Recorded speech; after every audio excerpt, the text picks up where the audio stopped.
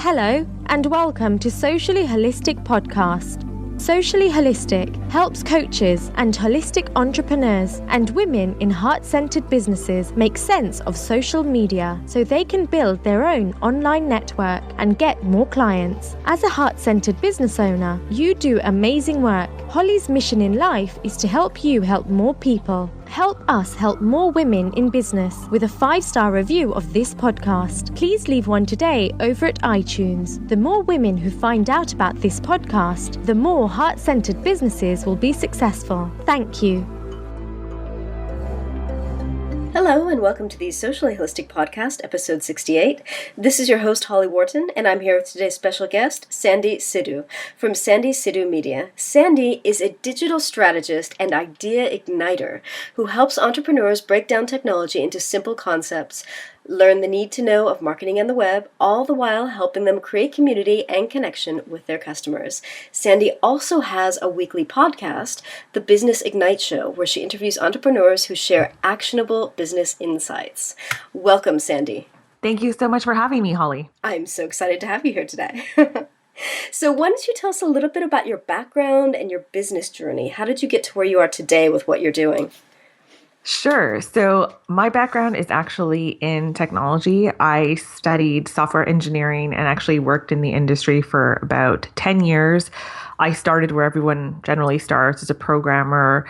I did testing, development, and I soon realized that I like the technical aspect, but I'm also very much an extrovert, and I like dealing with people and kind of being in the know of what's coming down the pipeline. So I gradually worked my way into more product management and marketing. So being more outward market facing and figuring out what's going on and what the product should contain. And that's where I sort of entered the world of online marketing, because in one of the firms I was working at, we were about 25 people in the whole company.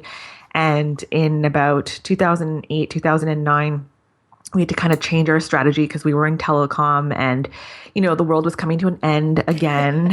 And you had to find a new way to do things because the old school method of just picking up the phone and doing outbound sales calls wasn't, doing what we needed it to do. So we had to kind of focus on an inbound marketing strategy and start looking at, okay, who's our target market? Who's our customer avatar? And giving them, very specific names. Where are they spending time?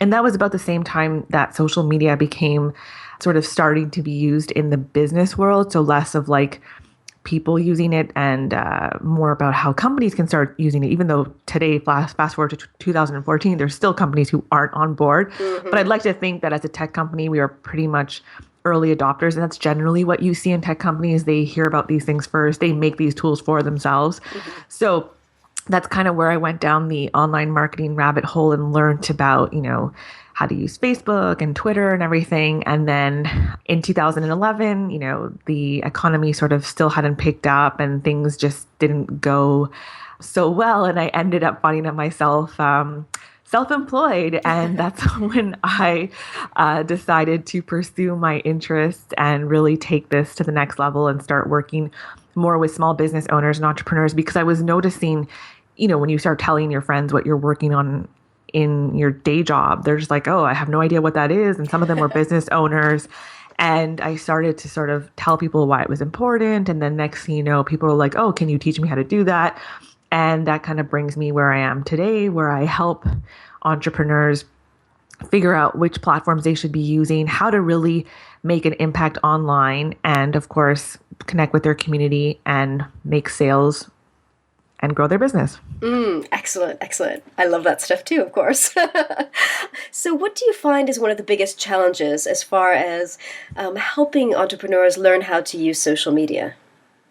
I would say the challenge is sticking to something, because as we both know, every week there comes a new social media tool. The latest craze is LO, and lo and behold, they might not everyone hears about it right away, but of course there's like, oh, should I be on that? Should I be Snapchatting? Should I be Instagramming? Should I be on Google Plus? So I think there's an element of overwhelm, and then once they get over that, it's like, okay, well, what am I supposed to do here? Because okay, great, I opened the Twitter account, I set up my Google Plus page, and now it's crickets. Like that can't be it, right? So I think there's part of that is just accepting like you can't be everywhere. And then once you're past that, it's like, okay, what do I actually do on these platforms? Exactly. And I think so many people are so used to using it for personal reasons that they're not used to setting goals and objectives and really using social media with the intention of getting solid business results with it.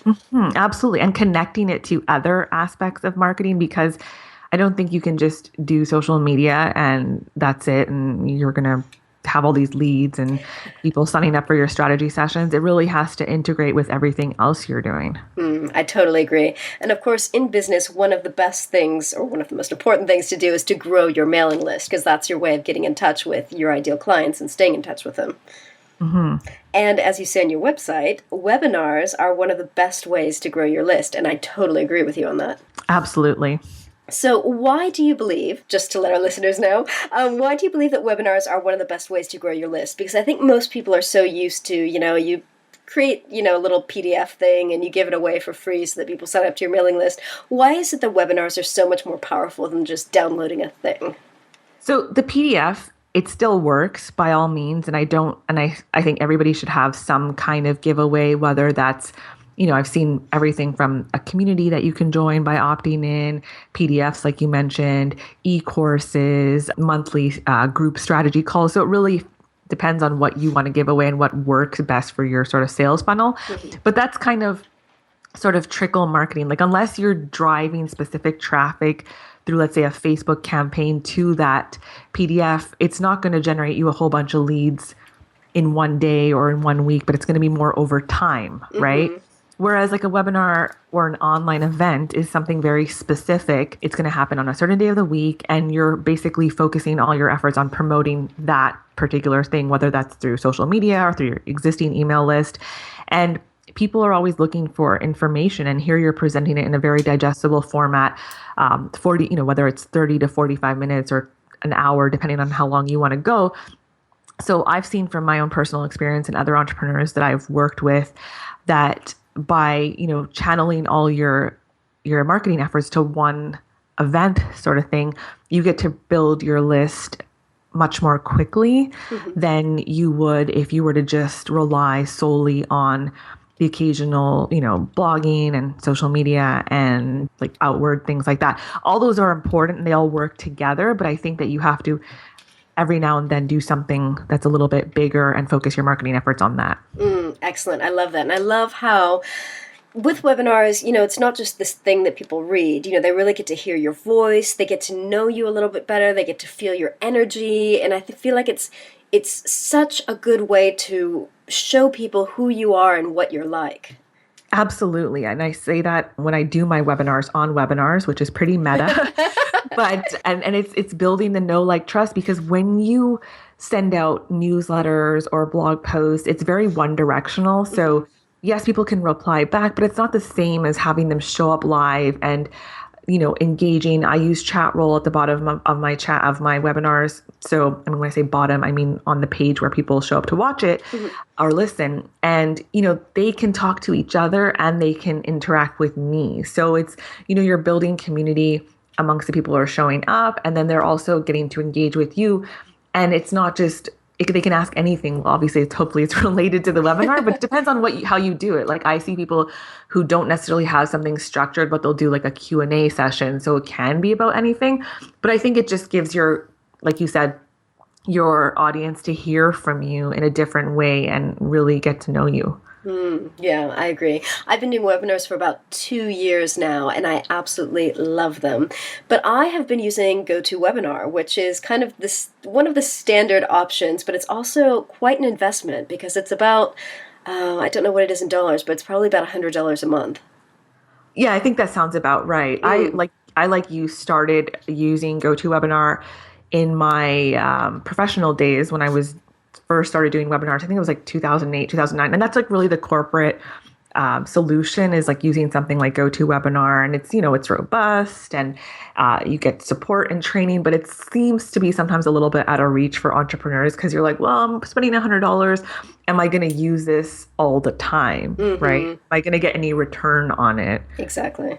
And if you're doing webinars on a regular basis to actually sell from your webinar, then you can get a really good return from it. But if you're just, looking to connect with your audience and share a little bit of information without making a hard sale or without making a sale at the end, it's quite expensive. Exactly. I mean, even if you're only doing one a month, it's still, it's $100. And like you said, if you're not focusing on sales, then you're probably better off finding another way to connect with your audience. So one of the ways of running webinars that you teach people how to do is using Google Hangouts on air. Tell us a little bit about that. Sure. So I started to notice, like you, I started with GoToWebinar and I was using the free trial, but I'm not absolutely in love with the solution. In fact, when I even join other people's webinars, it kind of bugs me that every single time I have to download something. And I'm like, but I just downloaded it 2 weeks ago. But there's a new version already. Right. And the fact that you can't, yes, you can ask questions to the host, but I always find that you can't really interact even with anybody else who's there, at least the setups that I've been a part of and the ones that I've run. So I started to notice at the beginning of this year, late last year, that there was people in my industry who I follow, they were running these webinars that looked different and they were, had chats. And I was like, how is this working? And I knew it was sort of YouTube, Google Hangouts, what's going on. So I went into what I call my little tech cave and I was like, okay, I want to figure this out because I want to run webinars often and I don't really love the solution. I don't really feel like investing that much. And, so I kind of put the pieces together and figured out how to run it using Google Hangouts on air with YouTube live events. So that's essentially the missing piece that a lot of people don't quite get. And the questions that I get often, it's okay, well, why can't I just run it a Google Hangout from my profile? And you can.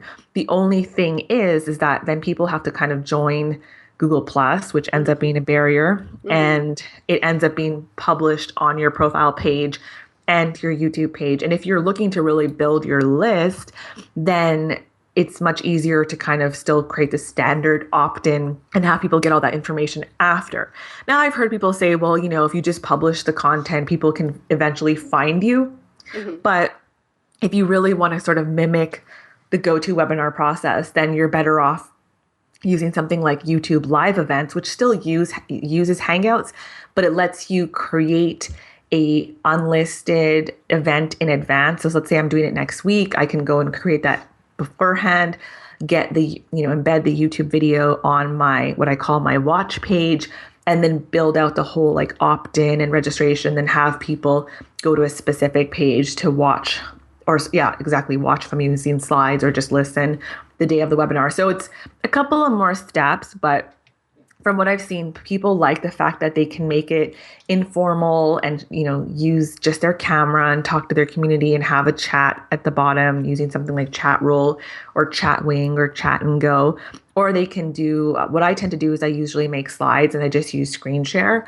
And then I have questions sprinkled throughout and I engage with my community that way. So it's pretty flexible and it gets the job done. And it sounds like you make it a bit perhaps less formal, more like I'm, spewing all this information out at you rather than, and creating more of a conversation around the content that you're delivering. Is that the case? That was right. a very weird question, the way I formed it. Well, it really depends on your style. I've still been using slides but some people are still more formal. I've seen some people go very casual where they don't have any slides. They just come on and they have points they want to cover, but they're just talking to their community with their camera. I think it just really depends on what you're comfortable with. And I think for people who are just kind of starting out and are on the fence, I would say, you know what? Don't pressure yourself to having to look good on camera. Just go with the sort of standard format. And that's what I've seen most of the entrepreneurs that I've been working with who are just kind of getting started. They're like, hey, this is great. I'm using it regularly now to do different things and coaching calls and not just limiting to webinars. Oh, that's interesting. So with Google Hangouts on Air and creating these YouTube live events, you can either do your camera and, with your face, or you can do slides. Can you do both at the same time, slides and your face? So you can't really do both at the same time because it's going to show one thing, but you could toggle between, so say I want to come on the camera and say, hey guys, Sandy here, today we're going to get started and talk about whatever. Then I can then switch to screen share or switch back and forth. So it's not impossible. It's just like you'd have to kind of manage that. Right. Oh, that sounds very interesting though, because I mean, I don't know whether GoToWebinar has that option to show your screen, but I'm not my screen, my camera, but I've certainly never used it. I've actually been on a webinar that I've seen the person use it in the beginning and the end, which again, I haven't done it personally, but again, it does work. Definitely. Interesting. Yeah. Again, it also creates that personal touch. Exactly, because when people can see your face, it's just so much more personal. That's why video is so powerful. Yep, exactly. So what are some of the other reasons that you prefer using Google Hangouts on air rather than, GoToWebinar or perhaps another option? Well, another thing is just a simplicity. Like I know, for example, a lot of people, they'll forget to hit record. When you do the GoToWebinar, it's a classic thing. With this, I know it's going to stream directly to YouTube. The replay's right there. Like it's, as soon as I'm done, I can go and send out the replay because it's on YouTube. Like I don't have to go and upload, and you can even edit it directly on YouTube if you want to. Like, so say you want to remove, like say you started the call 10 minutes early and you kind of want to remove some dead air or you want to change something, that option exists right on YouTube. So I feel like it's just the ease of use and the fact that I like to do, like you get to do things like have that community engagement and you can control the content a little more that way. Excellent. So for someone who wants to get started exploring Google Hangouts on air and YouTube live events, what would be your top tips for how to get started? Well, I recommend the people in my course is that don't expect to just go live the first day you set everything up. Like really, just, and that's with anything. Like I would say that about GoToWebinar as well. Like take the time to download everything or install any plugins that are necessary and just test it as you would an attendee, how it's going to sound, just so you're comfortable with how things work. Because again, it'd be a shame if you spent all this time promoting and then the day of you forget to plug in your mic or you didn't connect with Google Hangouts is recommended to like be connected to directly to your internet so that you have because they're pretty bandwidth intensive. So again, like you don't have a choppy experience. Usually in my setup, I will have my laptop and then I will also use my iPad just to be able to look at the chat. So again, just so you're comfortable, especially if you're like a one-woman shop, that you're able to field the whole experience. Like, okay, there's questions. Usually I save the questions to the end for that reason so that I'm not always staring at the chat and I can focus on my content. But that being said, I like to be spontaneous and inject things here and there. So my biggest thing is test out the platform and get comfortable with it, no matter which platform you're using. And if you need to get somebody else to jump on and test it with you, whether it's your significant other or a mentor or another entrepreneur in the community, I would suggest to just go over the whole experience. And that also includes the opt-in, the registration, and the emails that go out beforehand. Because that's something I see that people miss out as well, is that they'll spend so much time promoting up until the day of, but they forget that like that morning of to send reminder emails and that you can still get a bunch of last minute signups from social media. And then also the follow-up experience, like whether you're selling something, because that's something I noticed too with women entrepreneurs is that we're sort of afraid to sell and sort of push that sale. It's like, okay, well, I sent the replay out and no one bought, or, well, I don't want to bug anyone. And the thing is that you don't realize that not everybody reads your email on your timeline. And that even if they did open it, sometimes, people have this whole, like, if I still want it, like, I'm not going to do a spontaneous purchase, but if I still want it in 24 hours, then I'll buy it. So if you don't remind them a day later, they forget. So really like just planning out that whole sequence and testing it. Cause sometimes, and I've done this, I'll admit, I've sent cause you copy paste the last time you used it. And I've sent people to half the people to the wrong link because I didn't test it. I just assumed it was the right thing, but of course, it wasn't. So again, that's an opportunity to learn and improve your process. And I think what I find really, really helpful, because I do run webinars on a regular basis, to create checklists. I literally have step by step, connect my microphone, connect my headphones, connect this, do that. And I go through and I highlight off each step as I do it, because I found that when I get too overconfident and I don't go through my checklist, because I think, I've done this 30 times before, I don't need to, that's when I make mistakes. So Yep, I've been there, done that. It's like the 30th time where you're like, oh man, today's the day I made the mistake. But yeah, absolutely. Like I have a checklist and it's something I include as well. But sometimes you forget to eat your own, take your own medicine or whatever it is. Like, oh, right, that checklist that I created, it's for other people. It's needed for me too. Right. So you teach people this whole process of how to use Google Hangouts on Air and YouTube Live events, correct? Exactly. So I have a self-study course that comes with a community. So in the community, people can like look for practice partners and share their upcoming promotions. They can help spread the word. But essentially, it's a video training that walks you through all the setup steps.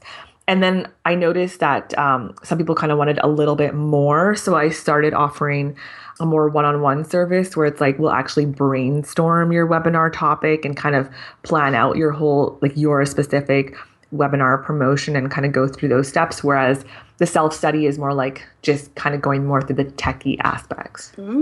Excellent. Excellent. So it's a full kind of all-around service there.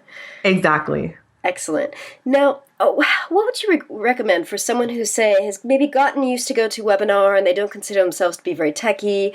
Do you feel like using this whole system of YouTube live events and Google Hangouts on Air, is that more complex or difficult than using GoToWebinar that's just kind of, the tried and true?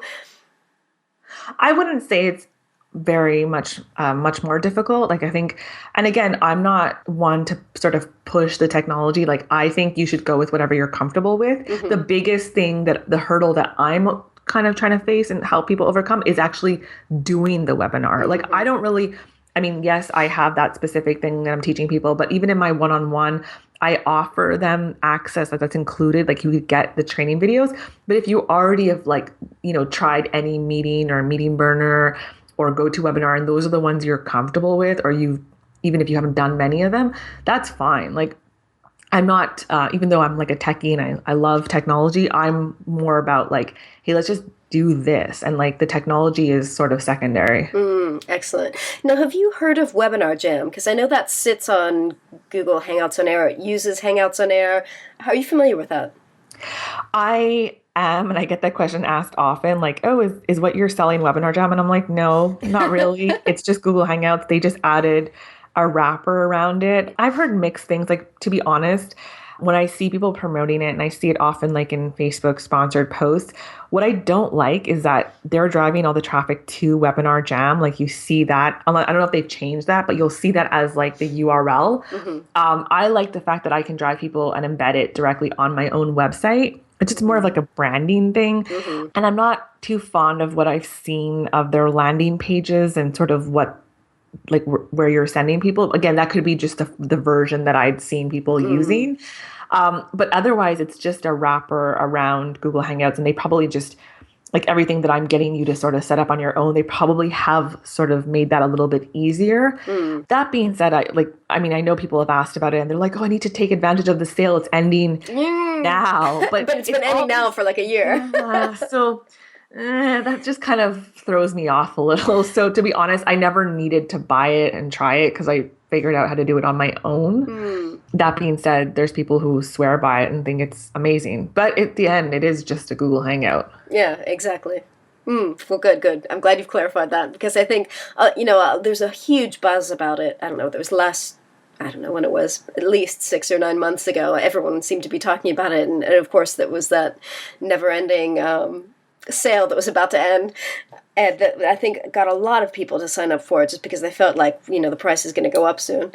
Mm-hmm. Yeah, so that's good to know. And the way they position themselves like against GoToWebinar, I guess, I think if they had that, they had some sort of checklist or like comparison of the different things that they offered, which is fine, but it's essentially, they didn't create anything new. They just took a Google Hangout. So yeah, and then just kind of added a package around to make it easier for people to use. Exactly. Interesting. So do you have any other tips or suggestions or anything else you'd like to say to help convince people that Google Hangouts on Air are worth, giving a try? Again, it's not going to cost you anything except your time to try. And like I said before, my biggest thing is get out there and start doing your first webinar. Don't worry too much about the technology. That's figure outable, as Marie Forleo says. just, don't let that stop you. Whether you decide to use Google Hangouts on air, the good thing is, yeah, it'll take a little bit of your time investment to figure that out, but that'll be the same if you were to use any other platform. Exactly. And this one is free, so. Exactly. There's no excuse. And you could even end up making money on your webinar. Exactly. So, hey, bonus. Excellent. So tell us a little bit more about what other things you have to offer, because you've got a number of different programs and things on your website. So, the biggest thing that I'm focusing on right now is like the webinar offering, because I've seen, again, I want women entrepreneurs to play a bigger game online. And I've seen that that's sort of one way to position yourself as an expert and really get out there. So that's the offering that I'm focusing on the most.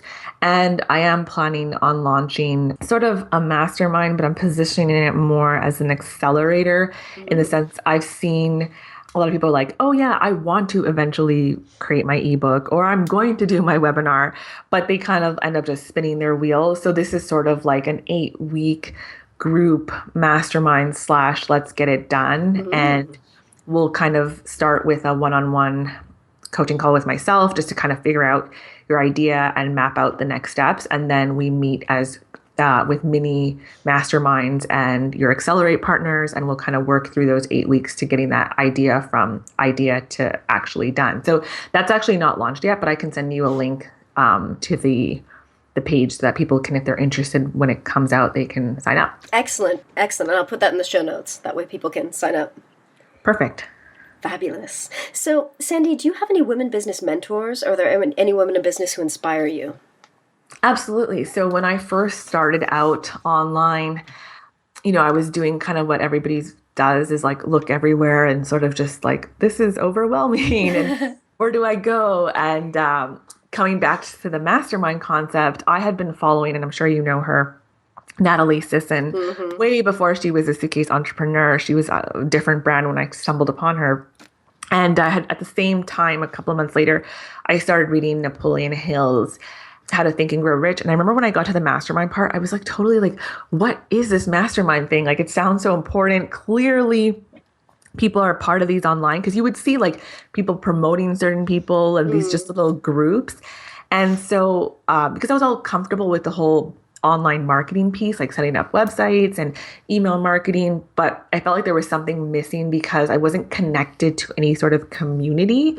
And when I saw her launching something called We Mastermind, right away I was like, okay, I need to be part of this, because I was like sort of craving that connection with other people, because that's something that when you're a solopreneur, you realize quickly that you miss from the 9-to-5 days, is like having other people to bounce ideas off of.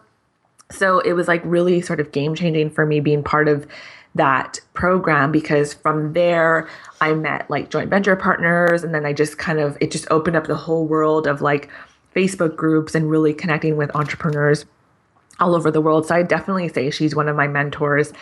And, through there, I met someone who I now launched my own community, like a paid community for women entrepreneurs. It's called Thrive Hive. And that's kind of grown into doing in-person mastermind retreats and a whole bunch of things. So it's just kind of amazing, like once you go down that rabbit hole, where you sort of end up.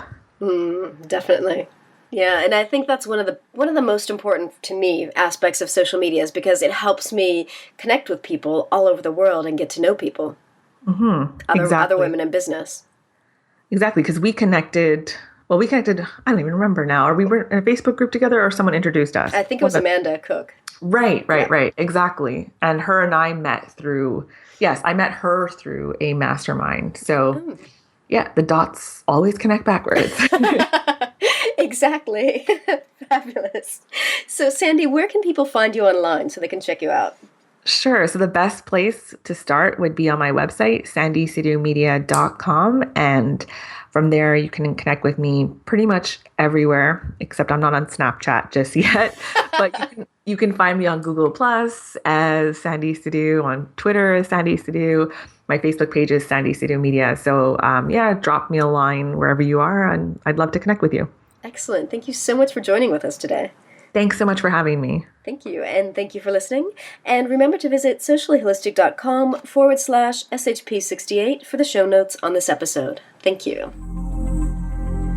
Thanks so much for listening to the Socially Holistic Podcast with your host, Holly Wharton. Please help us help more women in business by giving us a 5-star review of this podcast. The more women who find out about this podcast, the more successful businesses there will be. So please leave a 5-star review today over at iTunes. Thank you.